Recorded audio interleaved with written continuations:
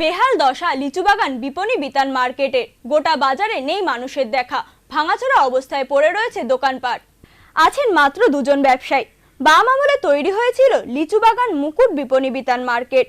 লক্ষ্য ছিল প্রতিবেশী বাংলাদেশের সঙ্গে মিলে এই বিপণীতে একটি আন্তর্জাতিক বাজার তৈরি করার। একসময় রমরমিয়ে চলত বাজার, তবে ধীরে ধীরে হয়েছে অবস্থার অবনতি। ভাঙাচোরা অবস্থায় পরিত্যক্ত হয়ে পড়ে আছে গোটা বাজার।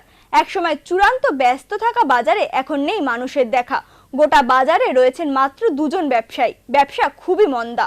এই মার্কেটটা করার পরে আমরা আস্তে আস্তে একদিন চেক ডাউন হইতে হইতে তখন একবারে ডাস্টবিনে আমরা গেছি। আমরা ব্যবসা বাণিজ্য কিছু নাই।